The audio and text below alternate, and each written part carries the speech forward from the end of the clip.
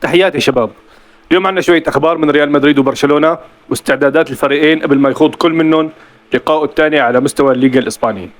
رح نحكي بأخبارنا اليوم عن المعجز البيلاروسي اللاعب الياكسي مايوراو، ورح نعرف لصالح مين انتهى الصراع بين ريال مدريد وبرشلونة على ضم هذا اللاعب الموهوب.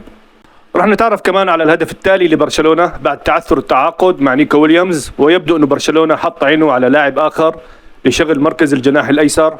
رح نتعرف على هوية اللاعب والصعوبات اللي ممكن تواجه برشلونة لإتمام الصفقة. أيضا رح نحكي على الخروج الحزين لغاندوغان من أسوار النادي الكتالوني والتفريط الغريب بلاعب بحجم اللاعب الألماني.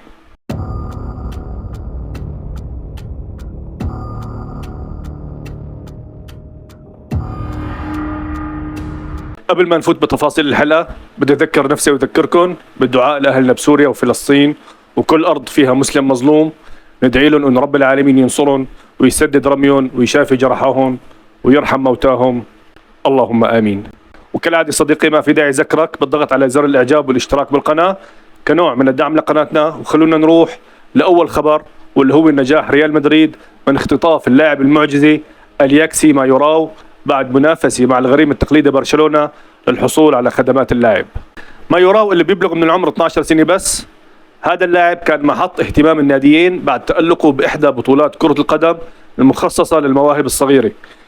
هذا الحكي صار بشهر نيسان ابريل الماضي، ومن هداك الوقت والغريمين التقليديين عم يتنافسوا الى ان نجح اخيرا ريال مدريد بالحصول على توقيع اللاعب اللي تم وصفه باللاعب المعجزي. مبروك لجماهير الريال، وان شاء الله يكتب لنا عمر ونشوف هذا اللاعب مع الفريق الاول. يعني اذا هلا عمره 12 سنه يعني لسه بده 6 سنين ليلعب مع الفريق الاول، وقت كتير لسه.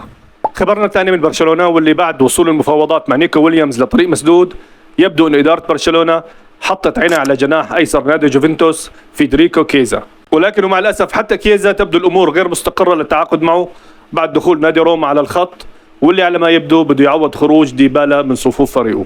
ولكن الاخبار الجيده لمشجعين برشلونه بتقول انه فعلا استطاعت اداره النادي التوصل لاتفاق مع كيزا على البنود الشخصيه في حال توقيع العقد النهائي مع اللاعب. والحقيقه انه لسه في عقبتين امام برشلونه قبل التوقيع مع كيزا.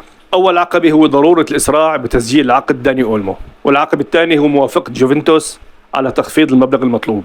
فهل يا ترى رح يقدر برشلونة التعاقد مع جناح أيسر قبل نهاية الميركاتو الصيفي، خصوصا بعد خسارته لخدمات جواو فيليكس وغاندوغان؟ خلينا نشوف. وعلى سيرة غاندوغان، في الحقيقة في علامات استفهام كبيرة على إدارة برشلونة بعد تخليها بكل بساطة عن خدمات غاندوغان اللي كان الموسم الماضي حرفيا أفضل لاعب بالفريق. يعني بغض النظر عن المستوى العالي لغاندوغان، يعني هو بالأساس جاي إعارة من مانشستر سيتي يعني بدون مقابل، فكيف إدارة برشلونة عم تتخلى بهالبساطة؟ وكلياتنا شايفين كيف الأندية خاصة اللي عندها مشاركات خارجية بدوري أبطال أوروبا عم تسعى لتعزيز خط الاحتياط. فهل معقول أنه إدارة برشلونة ما خطر لها أنه الموسم الكروي صار أطول بعد التعديلات اللي طرأت على بطولة دوري أبطال أوروبا، وصار تعزيز الدكة أمر أساسي لكل فريق عنده مشاركات خارجية؟ يعني في حالة تعرض أحد من لاعبي خط وسط برشلونة حاليا، مين حيكون البديل؟ حرفيا ما في.